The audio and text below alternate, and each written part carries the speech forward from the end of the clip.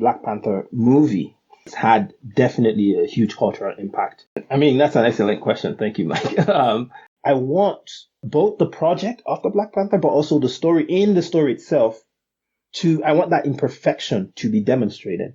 I do agree that language can act as like a door opener in a way that, few things can. That's really where I'm hoping to take this to next. But yeah, that's the fellowship in a nutshell. I am here today with an incredible individual who has got a wide range of things he's been writing, not just published works. There's lots of essays and things if you go back far enough. But today we are speaking about an adaptation of a very important Black Panther run of comics. And I'm very, very excited to talk about this because it's not that often that we get prose versions of comic runs. And especially they can be a very difficult thing to master. So I'm very, very excited to introduce Suyi Davies Okungbowa to the podcast. Thank you so much for making time for me, Suyi. I really appreciate it. Let's kick off things off really hard and let's go. What was your relationship to Black Panther and this storyline? And then threading in something I've heard you say before, which is, do you feel like Black Panther embodies the twoness concept that you often strive for in your writing? First of all, thank you, Mike, for having me on. This is, it's excellent to be here. And also thank you for doing this work of of actually connecting the stuff that I've talked about to the work that I'm talking about now, because in a way that, my work as an artist and as an educator and, as a person in the world who tells stories, is always piecing together all these disparate aspects of, myself. And this twoness concept that you speak of is something that I've talked about in various ways, saying, as I write as an author in the world, and I'm also thinking of my place in the world, in the real world, right? And I'm writing in these imaginary worlds that are also thinking about characters who are also embodying multiple points of view, multiple points on the spectrum. It's almost like I, the artist, I'm also engaging in this twoness, right? In this multiple ways. And the Black Panther, right, is sort of a manifestation of this, or at least when I was writing this book, this latest book. Well, it's the third time, we should say. It's technically the third time you've written Black Panther, because you've written once fiction, once essay, and this as well, which all links into it as well. That's correct. The first one was a short story. The essay was about how I used the Black Panther, just the ethos of the Black Panther, like the character in my classroom. And then this is the novel that allows me to even go deeper into, various ways the Black Panther can manifest. In this case, an intergalactic empire, but also with references to the, original Black Panther, etc. Well, and I think this book actually allows me to do that more because it really asks a lot of questions about the lore of the Black Panther. Like, what is the Black Panther? Is Black Panther, is it a person? Is it a superhero? Is it a sort of figure? It asks all these questions about what the Black Panther actually signifies. And if you think about what it signifies in our actual world, it's like, here's a superhero who's supposed to represent a very technological, advanced African country or a country of African origin, as a way to sort of write back against this, larger concept of Africa as a sort of dark continent. I'm doing quotes here for those who can't see.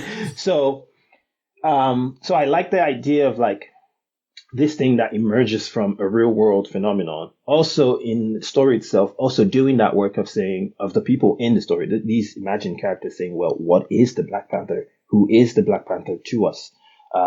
How can this Black Panther figure be used for various ends, positive, but also negative, depending on who's wielding the power of this figure. And I guess it became like a bigger question of how this story of this figure, this lore, this ancient civilization that has all this technology, ancient and modern, manifestation of this civilization. How can the story of that civilization be used for various ends? And that sort of comes back to my art, right? And again, my art, as I'm putting it into the world, what am I using it for? Right? What am I telling these stories and using it for? How is it impacting the readership I have? How is it impacting the audience?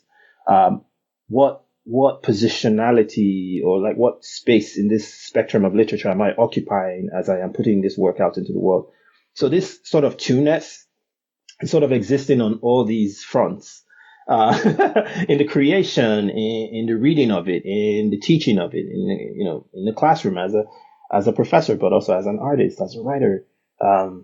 So yeah, I think I like to think of it as I'm stepping into all these spaces. I'm always asking the question of like, who am I? What am I doing? How am I positioning myself? How is the readership that I'm writing to receiving this? How is the readership that isn't maybe even not primarily the readership I'm writing toward, but also is receiving this material? How are they receiving it? And so, yeah, I guess I'm always thinking of the Black Panther, the figure of the Black Panther, at least as a tool or like as a pathway through which I am doing this work. And that's one of the things that draws me to the character, in this sort of like bevy of superheroes. And that's why I've written 3 Black Panther things so far. So far, let's hope there's more. I will say, just connecting that. So one element of this book in itself, so it is a section of the comic run of the Intergalactic Empire of Wakanda by Ta-Nehisi Coates, and so with it, I haven't read the comics, to be honest with all the listeners, but friends of mine have recommended it and things. And so this was, after finishing the book, I then looked into the comic run a bit more and found out like this is a section of the story. And, I won't spoil it in case there's people who haven't read that. And, we are encouraging people to pick up the book. It's fantastic. You don't need to know anything about Black Panther or anything at all comics. It's really a standalone story. I can't imagine there's anyone listening who hasn't seen at least the first Black Panther. But if you haven't, go watch that anyway, because it's phenomenal. And then, then pick up the book. But you don't have to have read that. It works standalone. But the book itself is less about the wider story and more really the climax of the comic story. And it's much more about, I would describe it as a crisis of identity.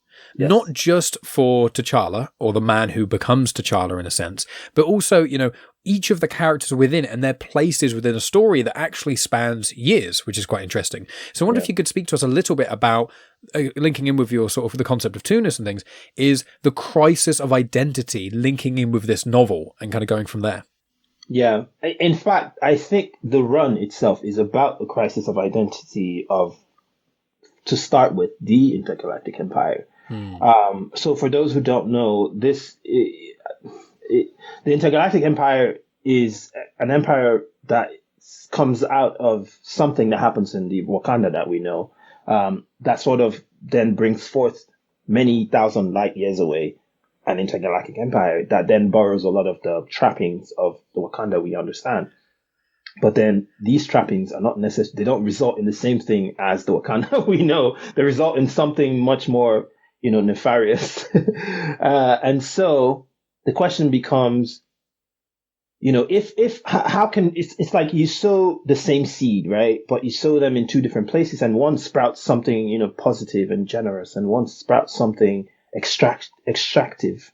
So the question is, why does this seed move in this direction? Why does it grow in this direction? Why does this one grow in this direction? And in that way, that immediately makes that story about the crisis of identity of the empire if they both come from the same seed.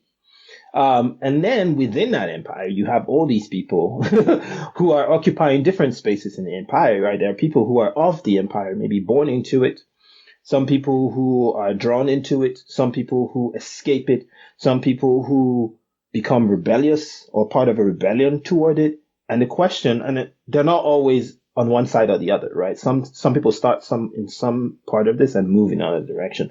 Some people grow up in one and sort of get a deconstruction at some point and sort of veer away from it. And so a lot of the key characters in this book, based in the comic run, pretty much are going through that identity crisis. They're saying, who am I? Who am I in this larger story of this, this empire? What is my story within it? What is my role? Who am I within it? And who am I relative to the empire? Who do I want to be relative to this empire? And they are also doing that while fighting against, most of the time, and a story is sort of like a fixed narrative that's being foisted upon them, right? So a good example, someone is born into the empire, say you're born into the higher echelons of power. So there's a narrative that's like you're locked into, you go through this pathway, you rise in the ranks, you achieve X, that's your story. That's the story that's expected of you. And so a lot of people some of them are questioning that, saying, is this really the story I want to have in this world? Can I have another story? Can I step outside of that locked in narrative and become someone else, or be someone else, or latch on to something else? For some people, like the main character in this story, who's been put on this path of a sort of hero, right? But he doesn't really fit a lot of the molds. He's not the kind of, he does a lot in the first 10 chapters. He's really hard to like. Yeah. Even by the main characters who say that, they're like, I don't know if exactly. I like him. They're like, who is this guy? Why is he here? And, there's this idea of like, he could become a hero, but he's struggling against that. He's like, I don't even, like, my body doesn't even respond to that story. So a lot of that is like that. And then, but the belief of other people in the fact that he could become that is sort of a narrative being foisted upon him in a way. And he's thinking, is that who I am? Is that who I want to be? Can I be that person? And then you sort of, from his main story, sort of start to see that sort of also playing out in other people. The person who's at the head of the rebellion thinking, is this the role I was fated to play? Should I continue to play it in this way? And if I keep playing it, am I sort of doomed to make decisions that will move this rebellion in a certain direction? Even the gods have a crisis of identity in this story. The gods appoint this avatar and say, is that the right person? Should I have appointed that person? Or is there someone else I should have bestowed my blessings upon that would have moved this, this world in a new direction? That's how I approached it, at least. And so, yeah, this story is a story in a way of twoness in that same manner. Everyone is always asking that question of, who am I, this or that?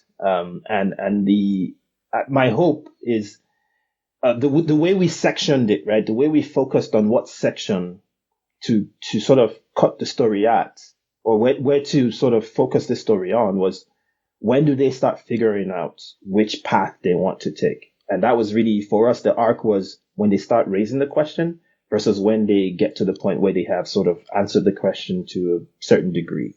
And that's really what, that's what the framing for the book is. Very well put.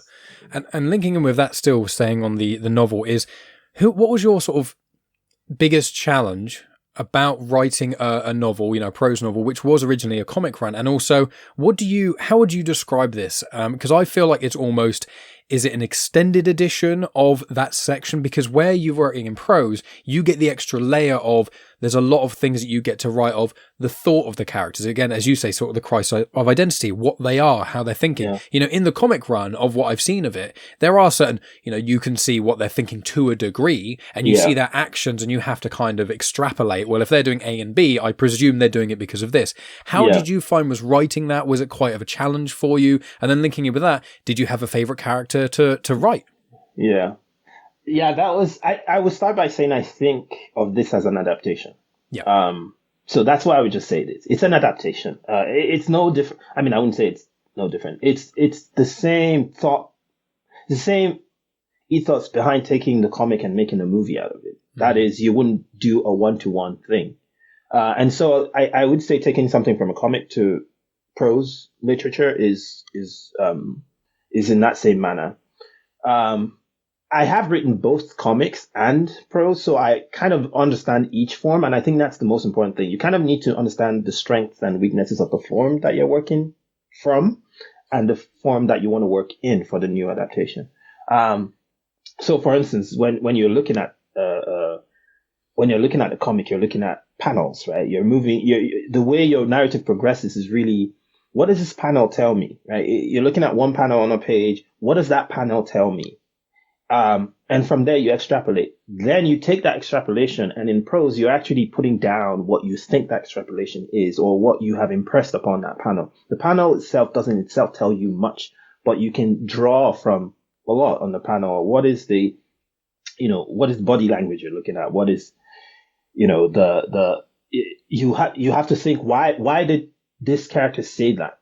Why did they make that choice in that panel? Why did they say that and then do this thing in the next panel? That's really what you're doing in prose. You're saying, well, my deduction is that they will make this choice for this reason, and then you put that in the prose.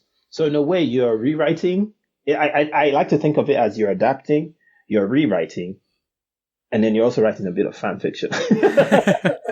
So yeah, it's sort of a bit of all these things. And then that's even for the sections that you're like transposing completely from comics to prose, right? Then there are sections that are not even in the comic. That is, say, you have issue 1 ends and then issue 2 is like 5 years later or whatever. And then you have to figure out what happens in those 5 years. Now, the comic often will tell you it's been 5 years since blah, blah, blah. Blah, blah, blah is the case now. So, okay. So you already know the start point and the end point. So what happens how do they get to that point is what is the other part of of what I did in the novel. So I have to then say, okay, this is actually how they get from here to here. And I have to plot that. And then I have to write that, which is kind of different from actually, say, transposing a panel or transposing stuff that happens in the comic. And I had to do that a lot. Sometimes even some parts I would consider side quests.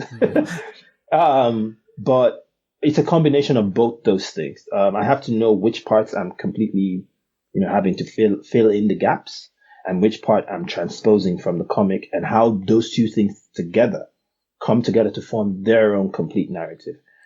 That's what the process was like for me.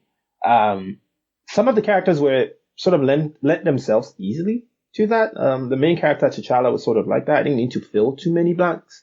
But some characters were a bit more... There was a lot of room left to play with them, and I think it was more fun writing them because I have to then go into their minds and think, what would they do? And one of those characters was the character of Nakia in this book, because unlike the others in the Rebellion, I don't know if this is a spoiler. I don't think it is. But she's not quite like the others in the Rebellion. She has a different history, and that sort of sets her apart. And so even if she's in a leadership position, she doesn't have the same roots as the rest of them. And so I was always thinking, well, why did she join the rebellion then? Why does she come from this other place and come join them? What is her story? And so filling in the blanks for her was very exciting because I had to really think about what she wanted to do as a person. Why did she make the choices she made? That a lot of them were also kind of strange choices. But then when you piece together her own backstory and history, you're like, oh, I see why she would make this choice. Why this needs to work in this manner for her. So Nakia, at least in this book, which is I wouldn't spoil this too much, but I would say don't come in expecting this Nakia to be the same one that you're used to. Well, I think all of them, and it also depends on what versions of the characters you know. Do you know Black Panther from the old school comics, the modern comics, just the films, and then also Marvel comics often when films come out they do. Not always, but often the comics then kind of veer more into what people know from the film. So it's really, there's several eras of Black Panther. Everyone who writes it. I mean, Intergalactic Empire of Wakanda in itself is its own whole beast. Whole thing, yeah. Exactly. Yeah. I mean, I liked all your characters, and I would say Nakia was one of my favorites, but I loved M'Baku. I absolutely, I loved him so much, especially again, hearing his inner thoughts and because all characters change over the book. Again, we've kind of mentioned, without spoiling things, there are it happens over a longer space of time than one would expect.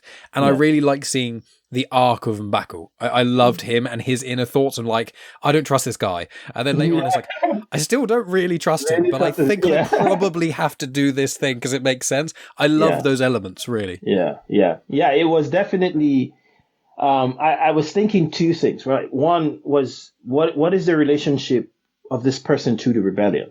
Because this is, the real core of this book is following the rebellion. The people who are thinking this intergalactic empire has gone too far and we need to do something about it. But what is their relationship to that? And I was really thinking, what is the relationship to it as a person, but also as part of a larger unit? Because for many of them, it's not just, oh, I have this like backstory that like pushes me into the rebellion. I wanted it to be more like, this is my relationship to the people who form this larger thing. And I have a relationship, I have a duty, I have a sense of commitment. So when that is shaken, what shakes it? Why is it shaken? Why are they unhappy with some elements versus others, right? And this is very much the story of M'Baku. A lot of it for him is like, I don't like this extra element that has just entered into this unit I trust already. now I distrust this unit as a result, And so a lot of it for him is that push pull of, can I afford to trust this unit with this, chaotic element now introduced into it? Can I still continue to, latch onto this idea of rebellion that I've also already like made home in, So for him, it was sort of a question of that. And he keeps asking that question almost till the very end. I don't even know if at the end he was like, okay, I'm down. I mean, he sort of commits, but I'm like, I don't know. But I like that character because he was always a wild card, because he was always there to question things. He was always there to be like, whoa, whoa, whoa, everybody stop. I don't get what's happening here. And I like characters like that generally. Like, I like writing characters that don't really believe what, like, they need more, like, they need to be sure of what's before them before they can really commit to something. I like them because they raise tension, they ask questions, they raise questions in the reader, and they keep sort of like they keep the reader interested in, well, that person asked that question. Let's look at the next chapter to see if they were right or if they were just being skeptical, as they usually are, right? So I like that tension there in the, and so that character was back. The character from Back, at least, was that for me in this book. Amazing stuff, yeah. Well, I want to ask again with Black Panther, so more so as a whole. So, the film came out in 2018 and, it had such a massive ripple effect in so many different elements. But there's an essay you wrote in the Lightspeed's People of Color Destroy Science Fiction.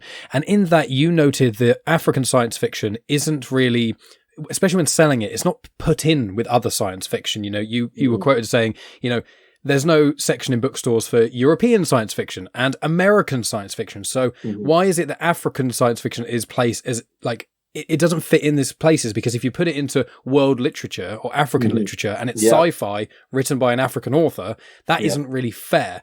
And I wondered if you had anything to say regarding that. And also, because it's been almost 10 years since you wrote that essay, and since then we've had 2 Black Panther films, do you feel as though, because Black Panther does kind of embody the African science fiction, granted its roots is not necessarily created by an individual of that, but do you think that Black Panther has changed the sort of the atmosphere around African science fiction at all? And if so, or if not, I'd love to hear your thoughts on that. Well, I mean, starting there, I will say definitely the Black Panther movie, to begin, the first film at least, had definitely a huge cultural impact. Not only just on the reception and the mainstreaming and the mainstreaming of what, we would think of now and after that point as African science fiction, I would definitely say it had a major cultural impact in taking that maybe expectation or understanding or interest, right? Mainstream and global. So I think those two things.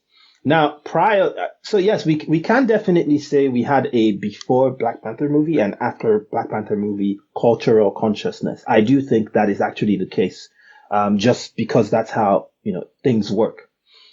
Prior, though, two things. The first one being that the stories we're seeing now that at the after Black Panther part, that are maybe being better received or shelved in science fiction and shelved in the general science fiction and fantasy shelves, unlike how they used to before. Those stories are no different from the ones that came before Black Panther. They are the same. They're the exact same people have been writing these stories for eons. They have always been there. I have read some. When I was growing up, I did read a few, even if they weren't always as available, but I did stumble upon a lot of speculative work written by Africans on the African continents, in diaspora, everywhere, of African descent, spearheading or foregrounding the African concerns, right? The Afro descendants concerns.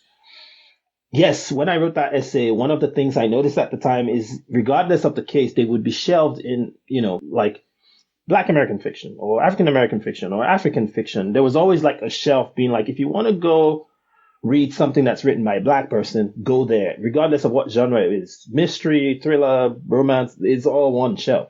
But then there's a shelf called romance, and it's like everybody else. So I'm like, why this sequestering, right, of these stories? Because they're not any different. So that was the reason I wrote that essay, because I was noticing that even on the shelves in bookstores in Nigeria, the works were still shelved that way. And that's because the shelving itself was part of a larger institutional framework that was being borrowed. So these bookstores would open up, but they borrow the same shelving infrastructure, or, it's hard to explain because it's not like there's one shelving institution. No, but the organizational structure almost. Exactly. They borrow, here's the one big one that was made by a white dude 200 years ago, and everyone since then's like, that's how we do it, so let's never change it. So that's why I wrote that essay, right? You could say it's anything from, I don't know, Dewey Decimal Library, or whatever it is. It's that even the bookstores on the African continent were shelving in the same way. And in a way, I can't blame them as much, right? They're catering to an audience, and the audience has been primed to think about books in a certain way. But I wrote that essay because of that. And of course, things had started changing just a bit after I wrote that essay. And then, yes, of course, when the Black Panther movie came out, folks were like, oh, are there books like this? And then they would go into the stores. And of course, the bookstores would be like, well, if we want them to find it, we'll put it in the same place where they would find, I don't know, George Martin or Tolkien. And so they started really thinking of these, speculative works foregrounding the Afro-descendant experience as part of this larger library and, this larger culture of works, science fiction, fantasy. And then, of course, some books started to also push themselves further into the consciousness, not for lack of, I would say in spite of the larger cultural consciousness that hadn't necessarily met them where they're at. They were sort of pushing against something as well. N.K. Jemisin, winning 3 Hugos for her The Broken Earth trilogy, was kind of another huge cultural moment within the SFF field, because it was like, now you had no choice, right, to put those books front and center in the way that you sort of wouldn't have really thought to do pre Black Panther or pre winning 3 Hugos, etc. And so I guess this is all to say that when I wrote that first essay and then the Black Panther essay I did write later to say, well, this is how I also try to get my students to think about what Black Panther because that second essay I wrote was Black Panther as like a window, right? It's like, if you can walk through this work and come out the other side, then you start to see how this is one piece of work that opens up it's like a window. And suddenly you can see every other piece that has been doing the same work since, or is now doing the same work and continuing on this larger legacy. And so what I was writing about in that essay is about the Black Panther doing that work of being that door through which you walk, so you can then access everything that has come before and after. Because it is one of the most popular things to have done, pieces of media to have sort of cut through this noise and sort of hit the cultural consciousness at the right time and place. And so that's what I was writing about, how I use it in my classroom to do that work. And it works because some people have heard about it. Maybe they haven't really paid attention as much. But once they do that, it's almost like their eyes are open suddenly. They're like, oh, there's, it's not just one thing. It's like, there's this, cache of, other stuff that we have there's this huge cache of multiple works that have come before this, that have come after this. Some of them go as far back as, Charles Saunders, right, and say, oh, there's a guy who wrote something in the Conan the Barbarian era that was very much, in this vein or something, right? So some of them discover old, some of them discover contemporary works, etc. But yeah, I do think Black Panther, the film, has a role to play in that sort of consciousness, whether at the moment that it came out, which it had that impact, or how it's used now by, say, people like me who are saying, well, this can be your entry point. And the part of why I keep coming back to this work itself, like the Black Panther and like this book and the works before, is for the same reason, right? This can be your entry point. Maybe if this interested you enough, then you could sort of expand your interests into other areas. And that's, it's the seed. I like to think of it as the seed that sort of sprouts into something hopefully better. Amazing, thank you. And I want to ask as well, so still with Black Panther, but also now connecting more into your other works, including the Nameless Republic trilogy, which obviously you've got 2 books that are out at the moment, and then the third is due, I think, either later this year or early next year. Next year, yeah. Next year, yeah. So I want to ask about either your relationship or the perception of mythology versus cosmology and religion. I know that you touch upon these things in your debut novel, David. I haven't heard you pronounce the surname, David Mogo. Mogo, yeah, Mogo, right. God Hunter. So Yeah. I'm really interested by that because I think Black Panther, especially in again the novel that you've written, is cosmology and mythology are 2 quite different things. And when you have religion linked in with cosmology, how do you deal with that? How could you explain to us mythology versus cosmology and religion, and how you use that in your writings, both in this but also in your own works?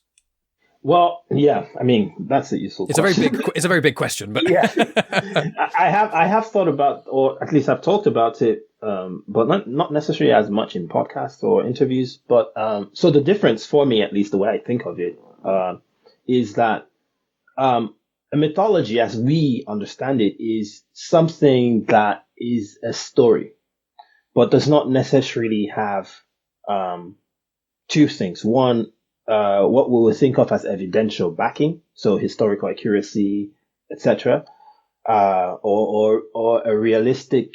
By realistic, I mean like we can see that whatever happens in it has happened in the real world. So a house made of gingerbread is a good example.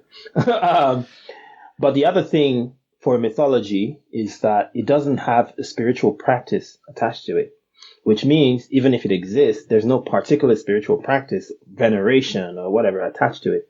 Cosmology, on the other hand, is also a story, doesn't necessarily also need to map onto a reality as we define it, but it has a spiritual practice attached to it, either historically or contemporarily. And so I always make that distinction because a lot of the stuff we write in terms of retellings, whatever, many of them can be cosmologies, right? Even the religions we have. So the religion for me is a cosmology that has an institution attached to it. So it has institutional backing. So Christianity is a cosmology that has the institution of Christendom attached to it. That's an example. So you have a religion as a result. So I usually use the term cosmologies because a lot of the time what we draw on when we're drawing influence are stories and narratives that still have spiritual practices attached to them, either historically or contemporarily.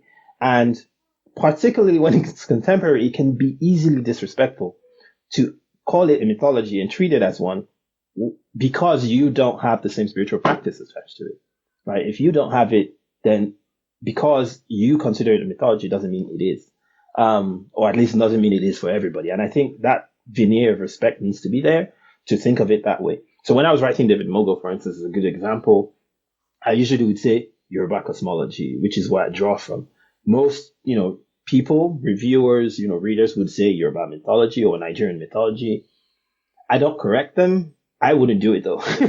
I would usually say, I think some of the use of the term mythology is sort of a training that we've had. It's like, oh, this Greek mythology. Well, maybe, I don't know. I don't know if I was from Greece and I had some spiritual practice attached to, the deities in question, I would be a bit peeved if that was said. So I could see that.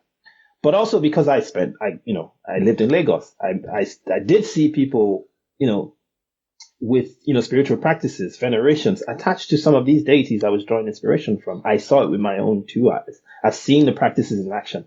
So it was very hard for me to immediately just be like Yoruba mythology, because that would be, so yeah, that's basically the basis of why, I said that. But also because because when we take these stories, when we draw on these cosmologies, we're drawing really on the stories. We're not drawing on spiritual practices. Very often we're drawing on the narratives that form them, of which, all of these things, to me, I think of them as like, they're stories that came before me, and I'm drawing on them to tell stories that are going to go after, before me, go in front of me or after me, right?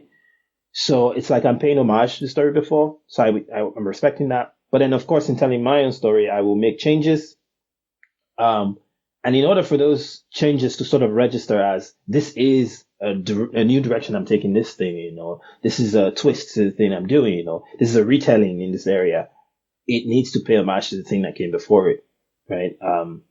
And I kind of like want to always do that. So I think David Mogo lands in that way specifically because of that. Because even people from Lagos or of Yoruba heritage would read it and be like, they know it's different, but then they know that it is also pointing at something that even if they don't understand, because not everybody has this practice, right? Even if they don't understand, they know that it has looked at the thing that came before and recognized the thing that came before and then pulled from there to do the new thing that it's doing. The Nameless Republic is similar. I do that less so in Nameless Republic because a lot of it is secondary world stuff, and a lot of the cultures, religions, spiritualities, practices that are in that book are really just pulled from the secondary world itself. But it is also inspired by other things. I would say a good example is in the Nameless Republic. There's a lot of celestial body veneration, right? Moons. So the question is, how do other people, other cultures who have as part of their spiritual practices celestial body veneration, how do they do it? That's what my inspiration became like, rather than like, let me just pluck this culture over here and take their own manner of spiritual veneration and, just throw it into my book. I felt that would have been a bit more, less respectful. Rather, I was thinking if other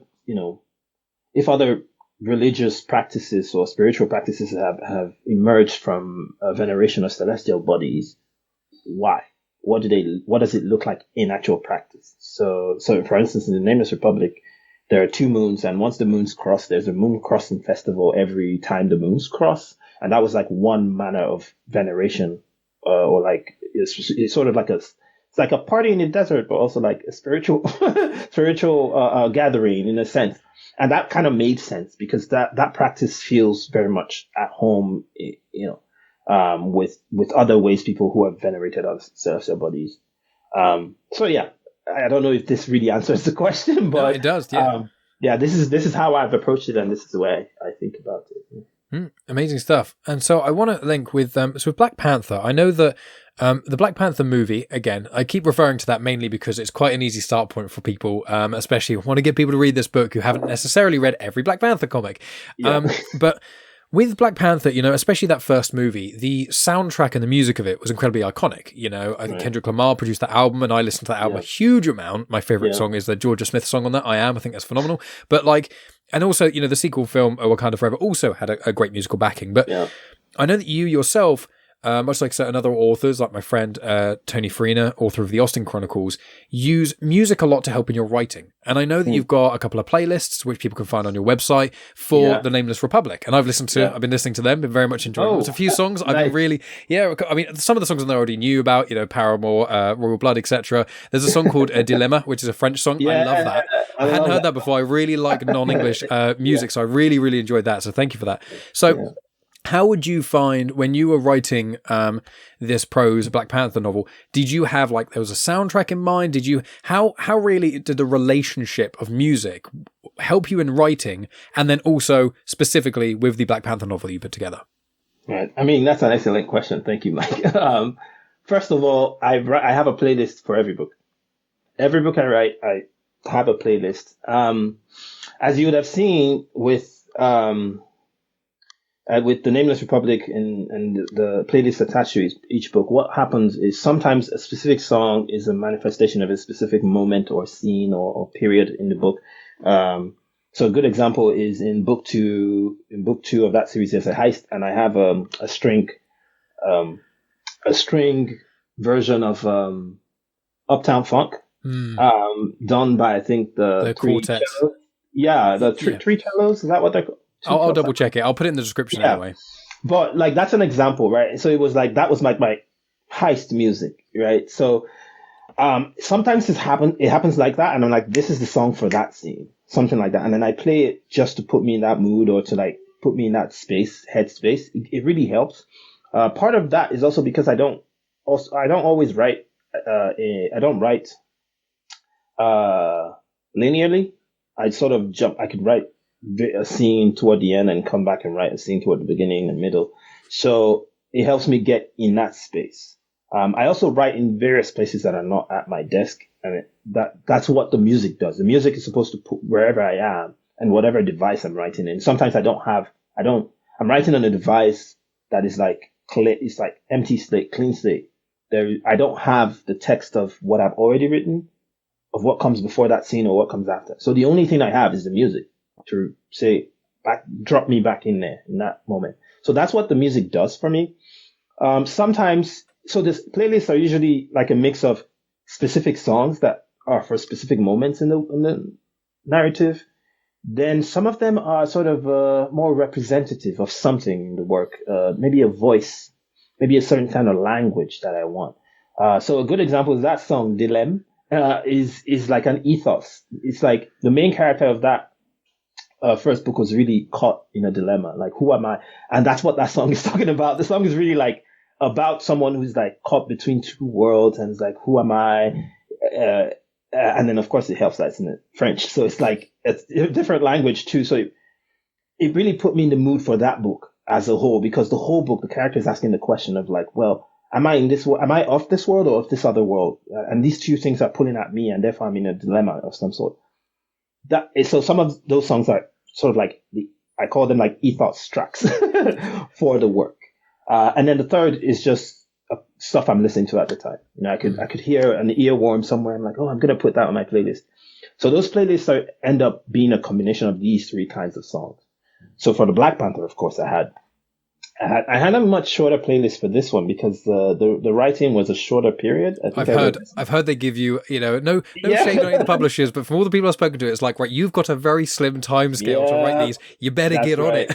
That's right. The timelines are usually very short, and this was a shorter timeline. Usually the others, I have like a playlist that I've put together over, I don't know, 6 to 8 months, or a lot of months. This was like much shorter. So the playlist was a bit short, but yeah, the song "All the Stars" was definitely on there with Kendrick, and then the big orchestral arrangement from the second film. I can't remember the name now, but it was also there. There's this massive, huge, sweeping orchestral arrangement I really loved. So there were some songs from the film. There are some songs from the Beyonce album, the Disney album. What is it? The Gift? Because that's in Nameless Republic one. I was going to ask a question. I was like, that's quite prominent in Nameless Republic, your first book, but in the second book, that wasn't necessarily in the playlist as much. That's so I was going to actually ask about that. Yeah, I went back to it a bit because, again, a lot of the questions that are raised in that album, some of them I like two things. One, there was a celebratory nature to some of them. It's like, this is who I am and I'm going to celebrate it. And then the second part was, this is who I am and this is how I've like arrived there, right? And I think I wanted that second part, right?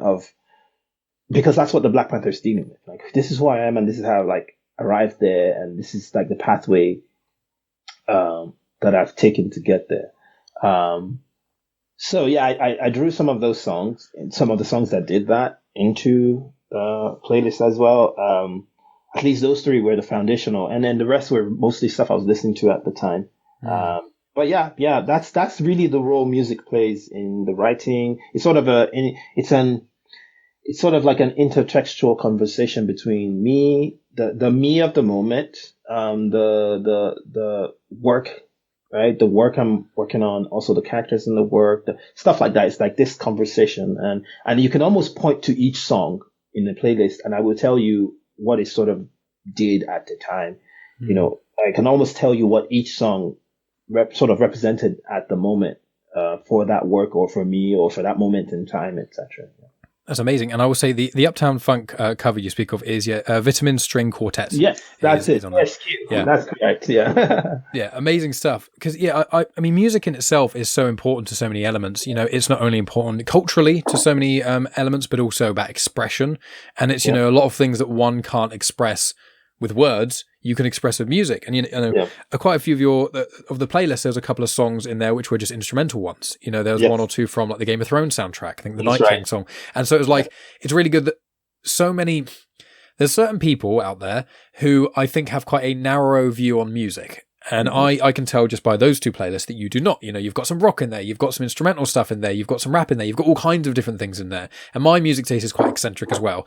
You know, I like for everything from rap to all the way to like hardcore music to like I've got a classical playlist that I love.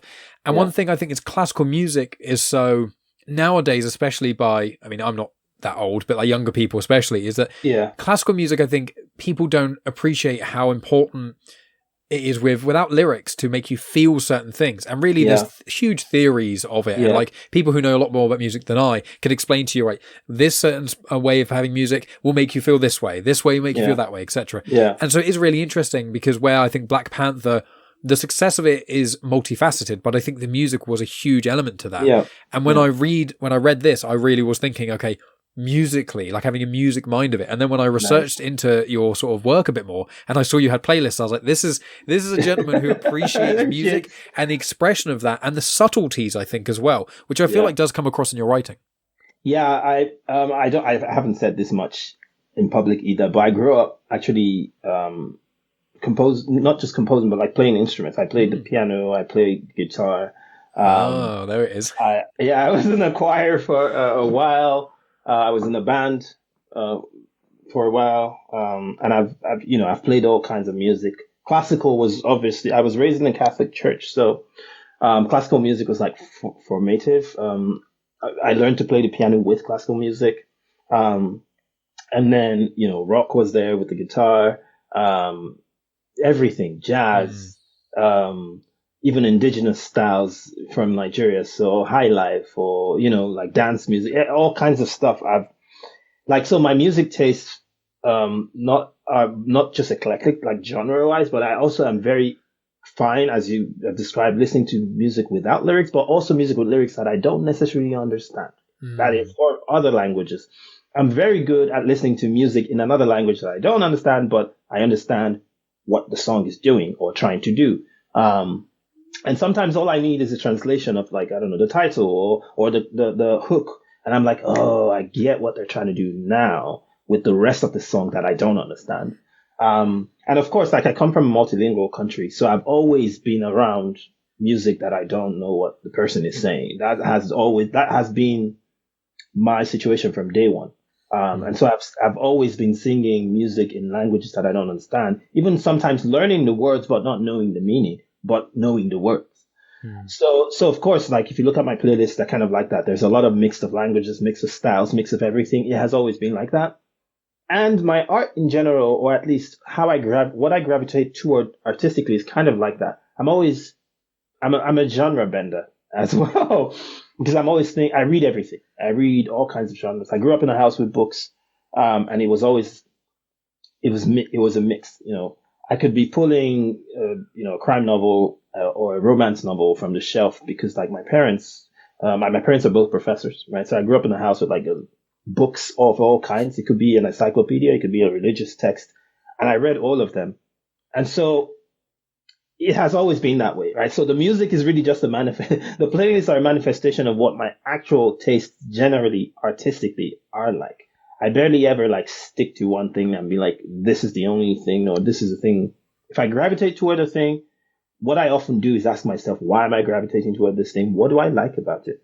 And then the thing I try to do is find that thing everywhere else. Try to see if I can see that thing, manifested in other things. And I think that's where it retains an opportunity for surprise, because you can always find it in other places that you're not necessarily thinking you're going to find it, or you're not necessarily looking. But if you kept looking at the same place to find the same thing all the time, then it's very easy to go down that tunnel and sort of not quite find your way to other places. So, that's really my style as a person, but also that's how I approach art, both as someone who makes it and someone who sort of receives it as well. Yeah, one thing I learned is I've always liked music of all kinds as well, including lots of different language music that I don't fully understand. I do something similar to yourself, but I can only speak English. I am learning Italian, but my wife, she can speak 4 languages. So she is Italian, she speaks English, she can speak French, she speaks Spanish because she's a languages teacher.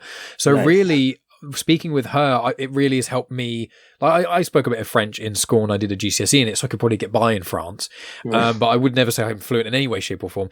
But I've always appreciated other languages. And one thing that she has said is really, I think English people especially, and I think a lot of Americans are the same, is when you are monolingual, it narrows your mind in ways that people don't often comprehend, because it's like when you understand, not only is there different words for this thing, but there's words that mean things that aren't translatable. There's also speaking different languages, like there's like code switching in the sense. With language, that's like a clear code switch. Like Megan says, you know, her dad's Italian, her mum's English. She only talked to her mum in English. She'll only talk to her dad in Italian. She speaks to her brother only in English. And like when they're in a family gathering, their parents have split up quite a while ago, but when it's a family gathering, it's like English to that person on my left, but then Italian to that person on the right. And she says, if I speak a different language to a person I'm used to speaking in a different language to, it's really weird for me because that's not how in my mind it's connected to that. So I think that being, you know, especially from, you know, I think all of Africa is really hugely multilingual. And so because of that continent and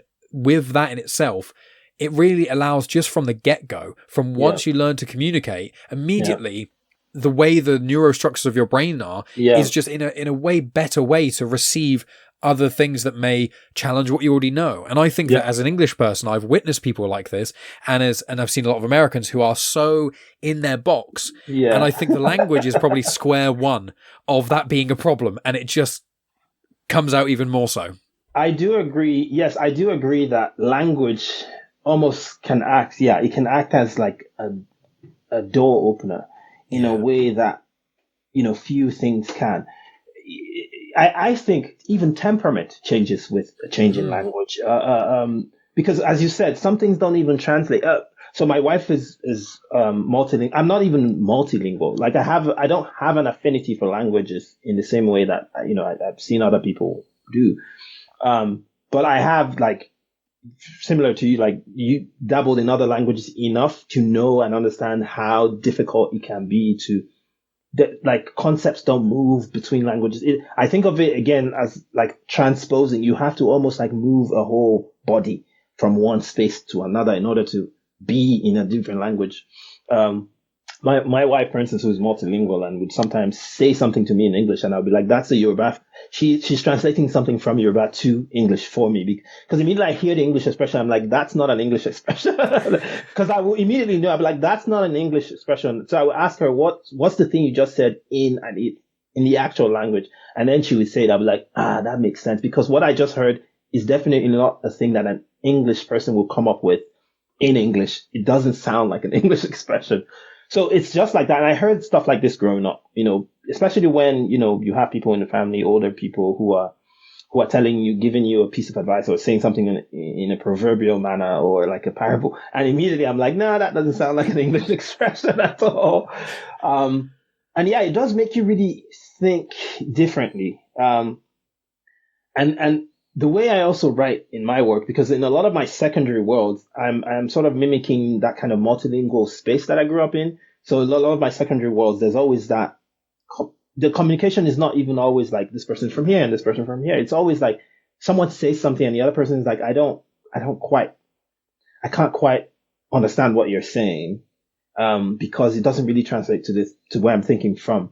And so I like to think of my characters not even as necessarily just miscommunicating, but like it's like I like to think of the space between them, like what degree of space is between them, even if there are two people who are together right now, but how much space is between them for various reasons. And sometimes even if that space is just language, it can really increase that gap. You know, one character really can't really, you know, connect with the other person because they have to almost move themselves or transpose themselves over to the other place and say, listen, this is how I can express this very concept that I want you to understand in terms that you can understand. So I do think, yes, when you are so locked in to a specific manner of expression, it locks you into, you know, a singular temperament, a singular manner of thinking, a singular way of seeing the world, of thinking of the shape of the world beyond you.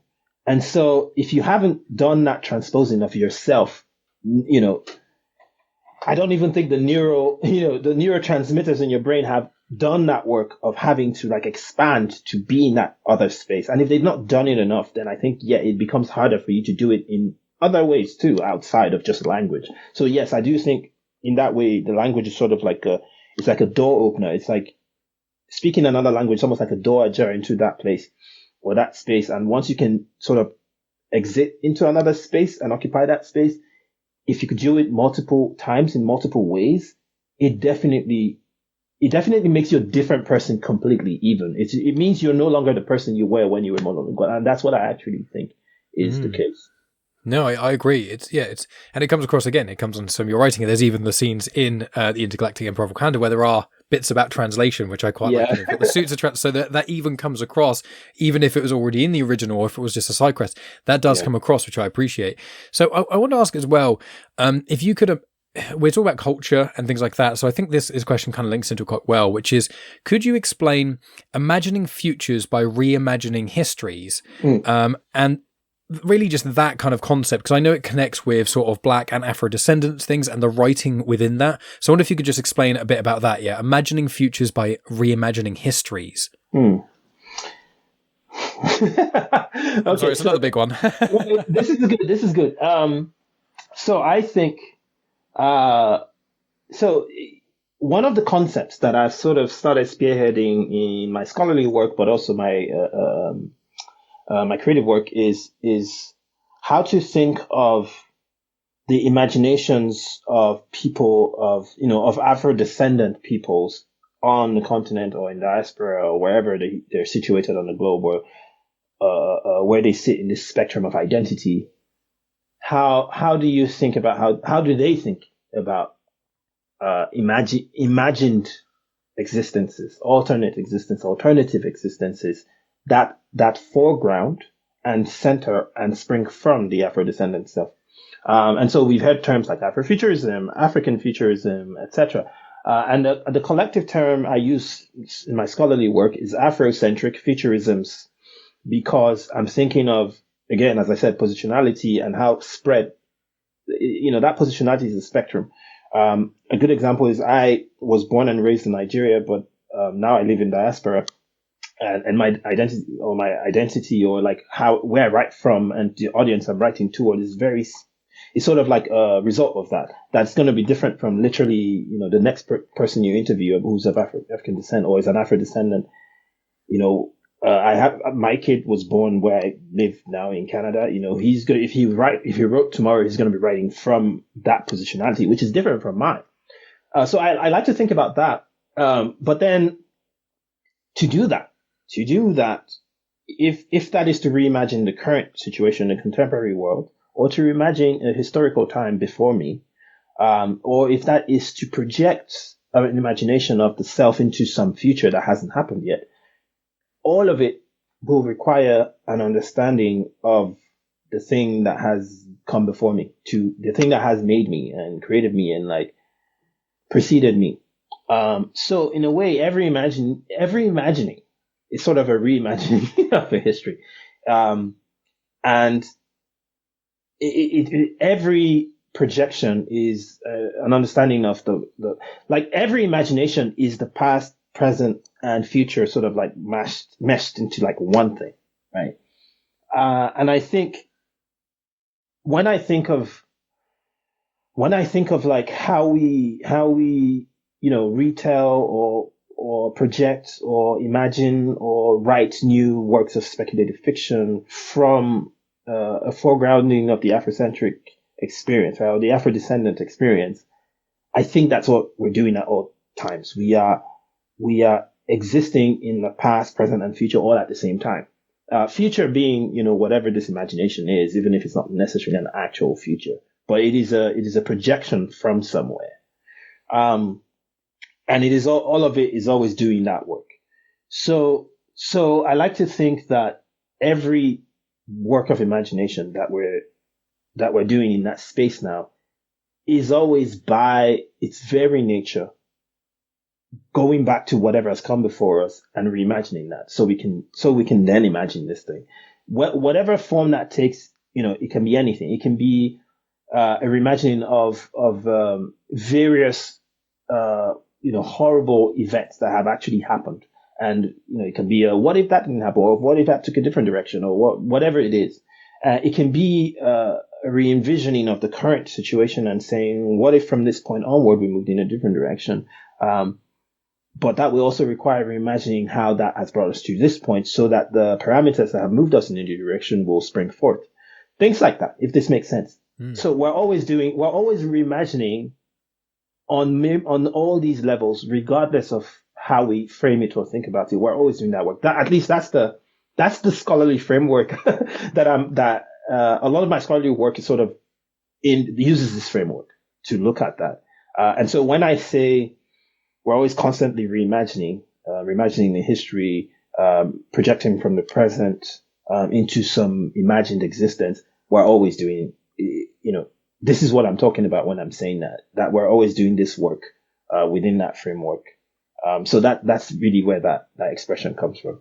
No, amazing. And it does link in again with Black Panther, because Black Panther unfortunately, Wakanda's not a real place. And so it is really, it's an imagined future of this, incredible technology, in the Marvel universe, and what a lot of people have really gravitated towards with what especially was represented in the movie is the idea that actually, I think a lot of the Western world look on the whole continent of Africa with certain degree of pity, or without understanding it fully, thinking, oh, I know about it. It's all savannah. It's like you have no comprehension of how complex and different all kinds of, not only within the countries within Africa and the cultures within that, but Africa as a one continent is almost in itself is a contradiction, because it's so massive and so diverse. Calling it one thing, the whole of the Americas are split into two. Why is Africa? And I think it's because probably white people basically went, let's just draw a big circle around this chunk. And we'll just call it one thing. And so I think with Black Panther especially, it helped, again, open up some of that conversation a bit more to people who weren't already aware of that conversation going on. Yeah. And I think, Black Panther is, it's in many ways, how do I explain this? It's an imperfect project from the start, because I don't know, when Kirby and Lee were, thinking of this, if they were let's, maybe they had how do I explain this? They had a positive ethos, right? They were trying to do something good to sort of reimagine this very specific space, and imagine this character coming from this place. I think the very framing of something to represent the African continent on a whole is already imperfect by nature, because it is impossible. The African continent, even I, who, I was born on the African continent, it is completely impossible to represent, because it is way too diverse, way too big. It's just completely impossible.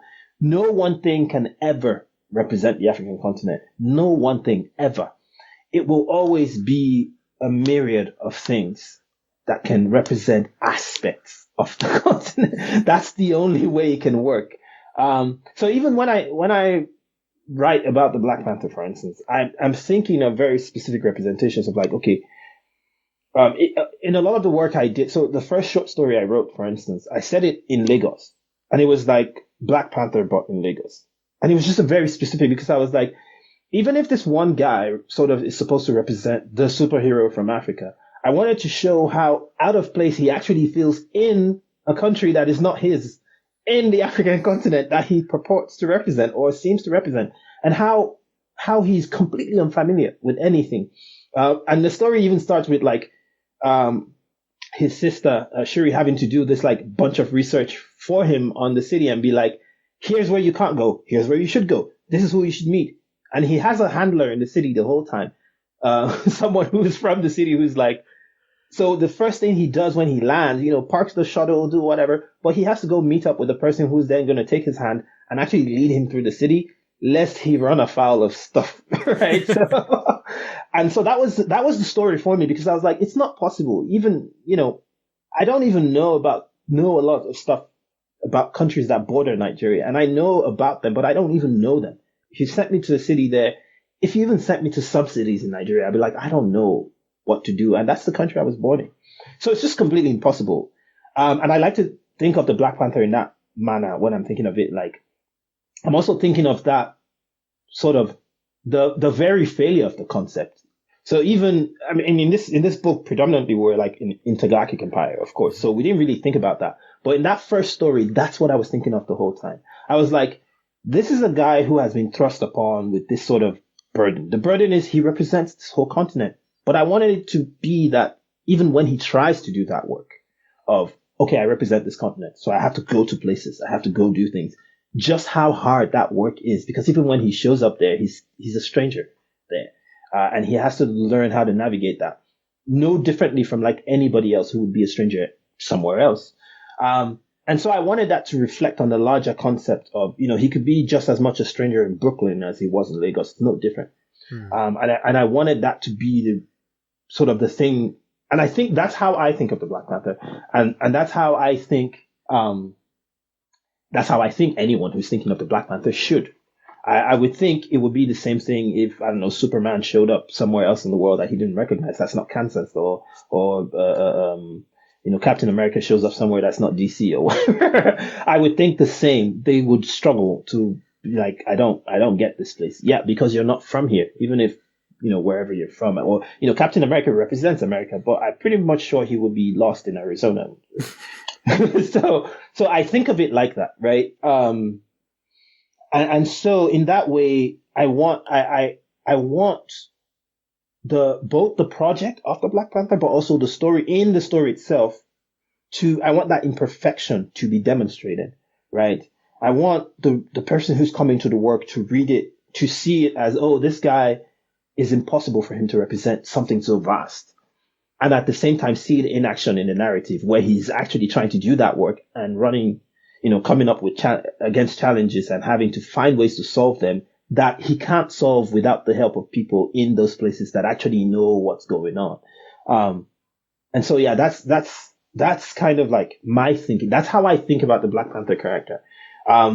He can be representing, he can come from an African continent, but I mean, he's also a black man in the world. So in that way, he's also this representation of global blackness, but global blackness is so vast in itself. What does blackness look like in the diaspora outside the continent? You're talking South America, you're talking North America, you're talking blackness in Asia, you're talking blackness in Europe. Those are all completely disparate experiences that many of them don't even overlap.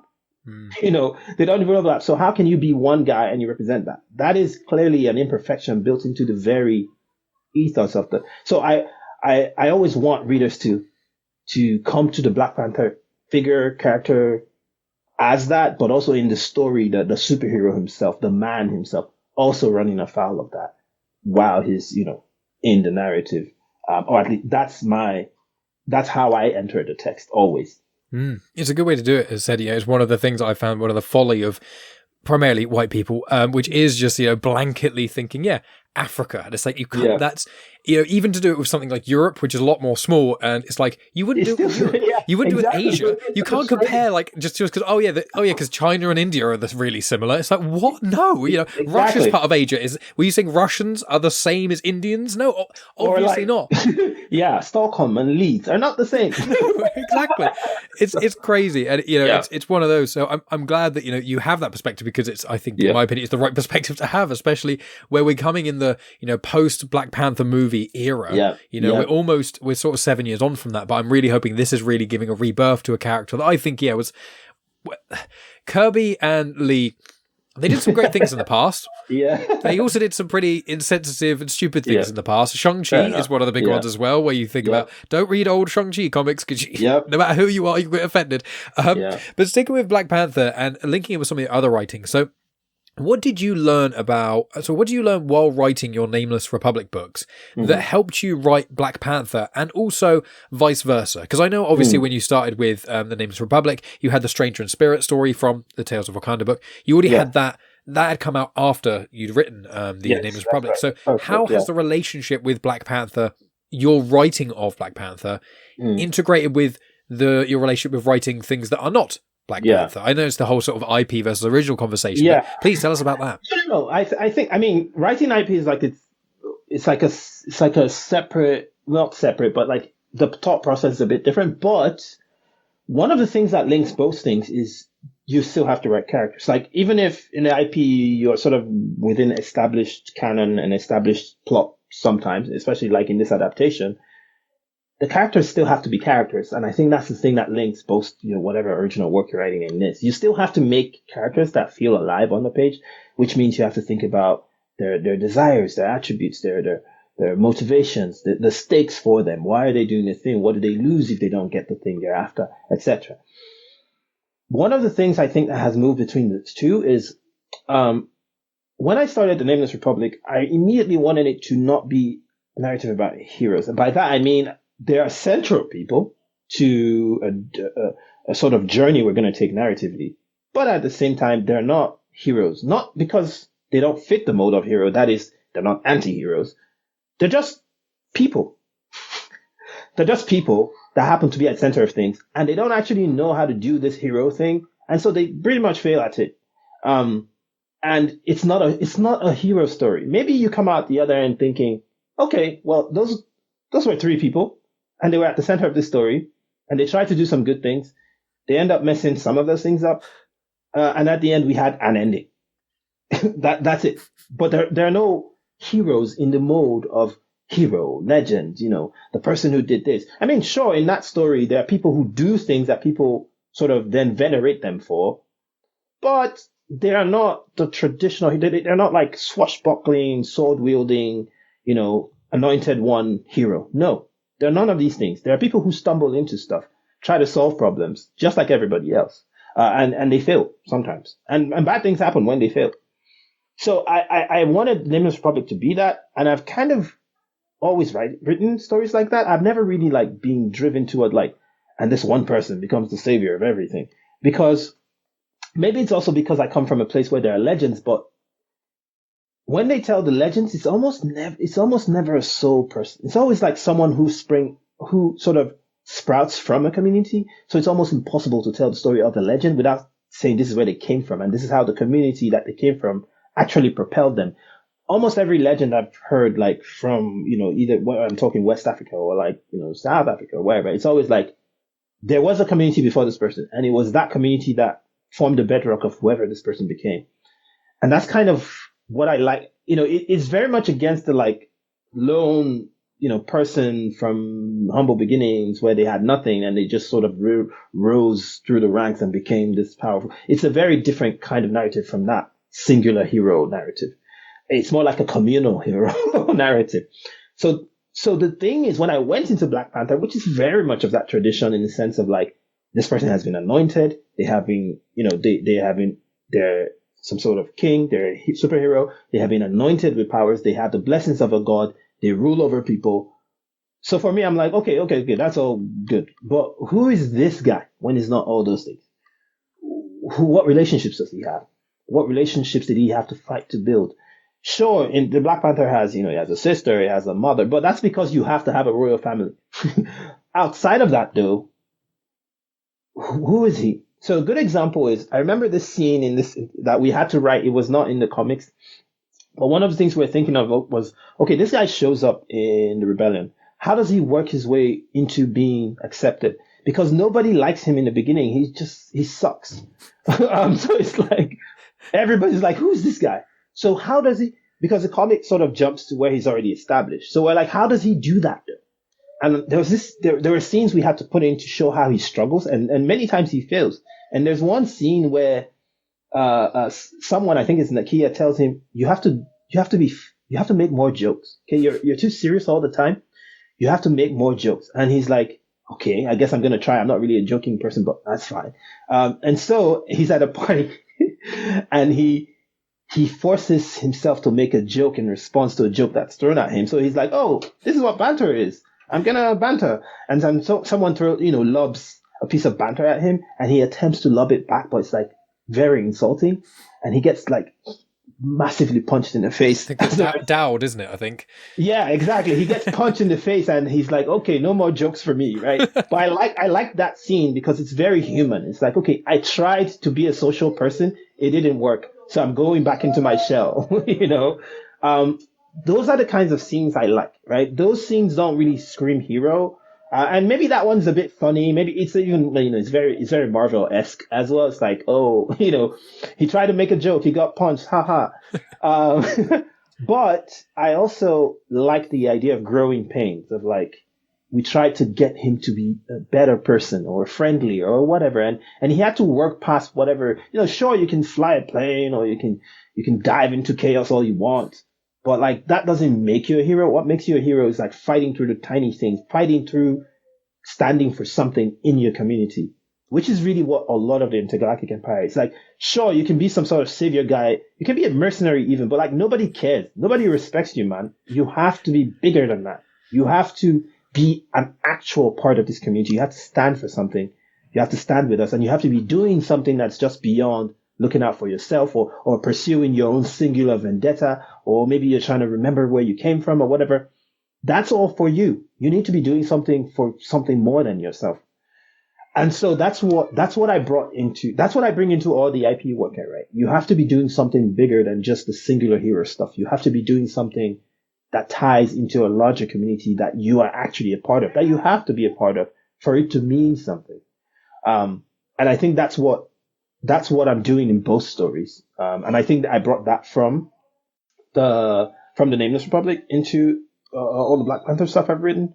But also taking back is also that taking back from like the singular hero stuff is also raising the question of which path do I want to follow? Do I want to go back and just follow the singular thing that's selfish, or at least it serves only me at this time, versus do I commit to the thing that seems to have a broader impact that goes beyond me?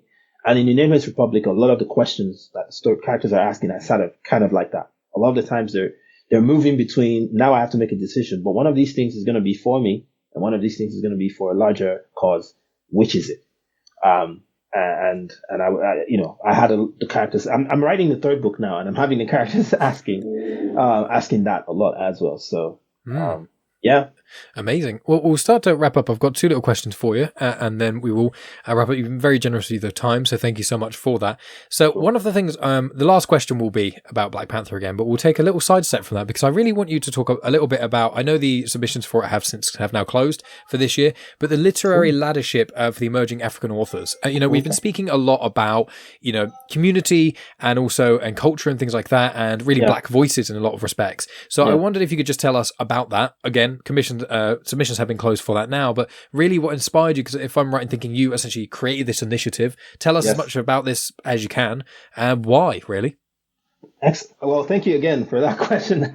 So the literary laddership for emerging African authors, we call it LEA, we're in our fourth year now. Started this 4 years ago. And what it is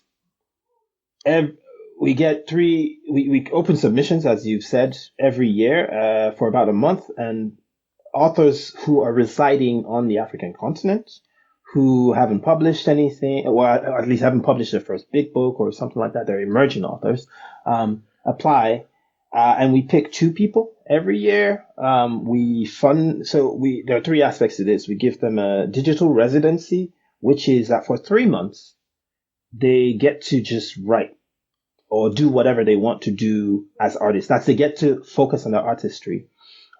We fund them for that focus. So for some people, that just means something like buying a computer. For some people, it means like renting a workstation or workplace for like 3 months. For some, it means, going off on a residency that they have to pay for.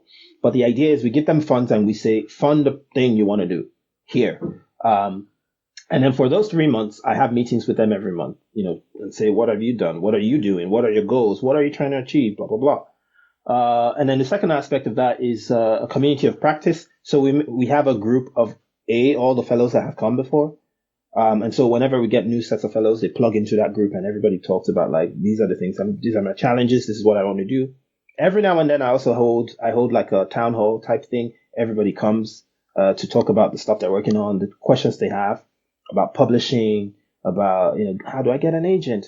And again, because I know all these things, and a lot of this, knowing these things has a connection to being in the diaspora, I want to like I'm giving back in this way. I'm like, okay, this is all the stuff I can, teach you. So sometimes I would even like have subscriptions to like all these, platforms where, the kind of access that I would have loved when I was living in Nigeria is kind of like what I'm trying to give back and be like, here are all these things. If you have all these questions, I'm available. Ask me. I'm here. And then I can point them in directions. During that digital residency, I also talk about their work. I point them in directions of craft lessons. You know, I give them tips relating specifically to their work. You know, even questions like, what genre am I writing in? And I sort of probe them and say, well, what genre are you writing in? What do you want to write about? That kind of stuff. And so the community of practice continues the digital residency sort of. It's like you can always ask me any question. I'm on there. Your previous fellows are on there. It's like it's a community that they can connect to at any time because they always have it. Because one of the biggest challenges is also community that many people on the continent don't. Many emerging writers on the continent don't have. So that's what that's supposed to be. The third thing is what we call like a publishing ecosystem, which is say someone finished a manuscript. They want to start pitching to agents, and they want to know something, and then I can point them in specific directions. Sometimes I even, I have my publisher's marketplace subscription. So I'll be like, okay, give me your information. We run up the numbers. So they have access to some things that they typically wouldn't. If I feel I'm connected enough and I trust in their work enough, I can say, listen, I'm going to, speak to this person for you, see if they'll take a look at your work. I'm sort of making myself a conduit in that sense. That's really what the fellowship is.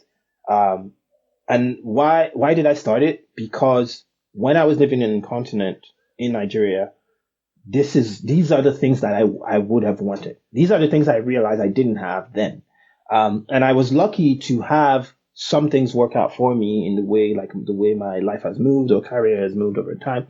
But I am 100% aware of how much that is not the case for majority of people. Majority of people who started as writers living on the continent, it's not like that. They do not have this access. They do not even have, even a computer to write on or electricity or internet. Not everybody even has that.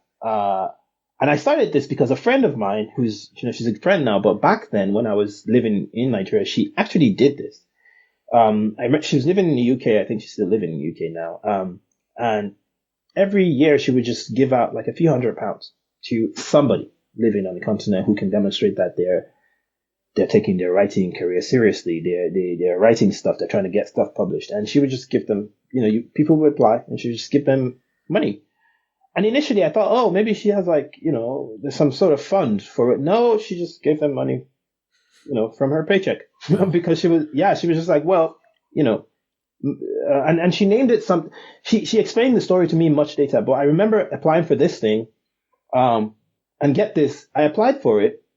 I got it was just a bursary of sorts at the time. She just, they just pay out the money, and it was really just her and her friends. She would have the base of sum, and her friends would add to it, and she would just pay it out to the artist. And I remember using that specifically to take time off work so I could write the first third of what became my debut novel, David Mogul Godhunter. So just because of how crucial that was to literally the start of my career, I remembered it always because I thought of it as sort of like a raft. It's like I was in this one place, and without that one person just being like, oh, I'm just going to give a tiny chunk of my paycheck to people, and allowing me to take a few months off work just to focus on writing that part of the book, I would never have had the book. I may never have had the book. Literally, that could have, literally the start of my career just came from someone saying, I can give up a part of myself. So that's what really pushed me. I was like, maybe I can be that raft for somebody else because I can afford to. So every year that's, right now I'm still looking for sponsors. So if you're listening, if you want to sponsor something, do it, reach out to us. But currently I fund this on my own because I think it's something I can afford to fund. And if I'm going to put my money in my mouth somewhere, I'd rather put it in a place that I understand what the needs are and I can deliver those needs as I am without, and my hope is that becomes bigger than me, of course, that you can have something going that establishes itself beyond me and I can even step away from it. But for now, as long as I can be useful to it and central, I will continue to do it for as long as I can continue to do it. So this year we're going to get 2 new fellows, which means we'll have 8 since we started. My aim is to increase that number to about 3 fellows every year to increase even the funding that we can give to them. So that's really where I'm hoping to take this to next. But yeah, that's the fellowship in a nutshell. It's amazing. If that's not a good enough reason, if not only because your writing is fantastic and you've got, my endorsement specifically for your Black Panther novel and your other works as well, if that's not a good enough reason to support you as an individual, to also help other authors as well, I don't know what is. It's a really amazing thing to really try and foster that community to really help out. Because, that's what so many people I think don't understand when you're in the arts.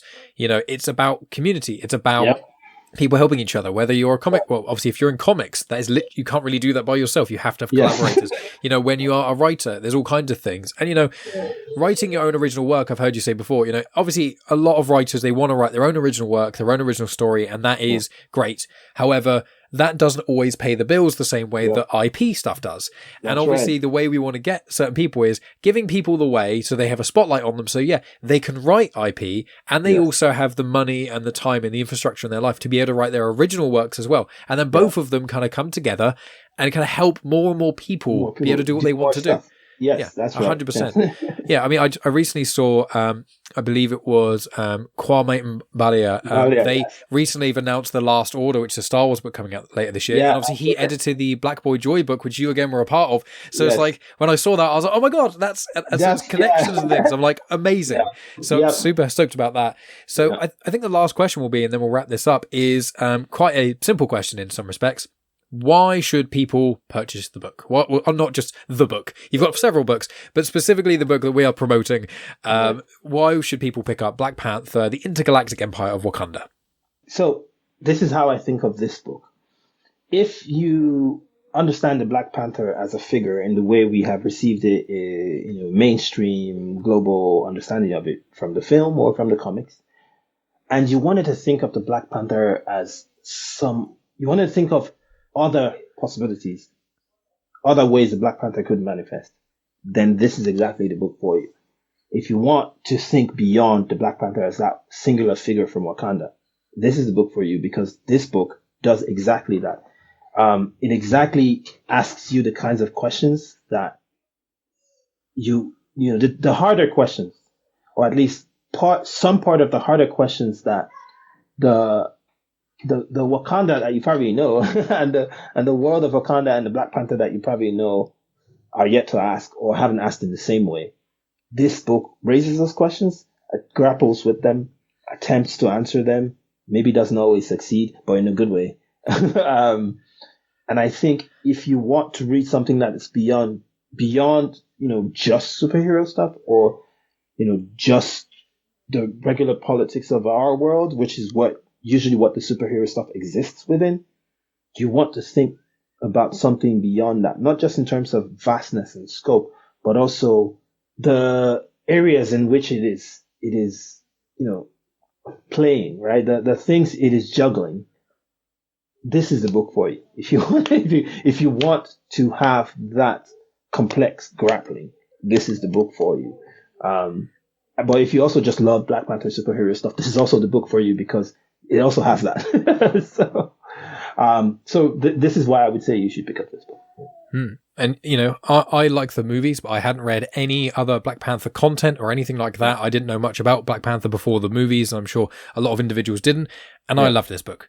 In all honesty, I was like, I saw on your site it says standalone, and I was like, but I want him to write more. I want him to, I know you've got other Black Panther, you've got the Tales of Wakanda and also the essay and Dreams of, but like, I was like, I want to read more. Well, the answer to that, Michael, that you're asking this question is, go read other Suyi novels, which again, I'll put details in the description. You've also written for other IP. Obviously, you've done the Minecraft book, you've done the Stranger Things book as well. Right. And I'm sure there's going to be more to come in the future that you can't talk about. So we'll just say, hopefully, in the future, there'll be a lot more stuff.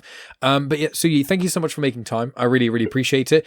All the details will be in the description for your website and everything else, and anything else that anyone wants to, yourself or publishers want to put into the description. But yeah, thank you for making time. Sure, absolutely. This was a pleasure. Thank you very much, Mike.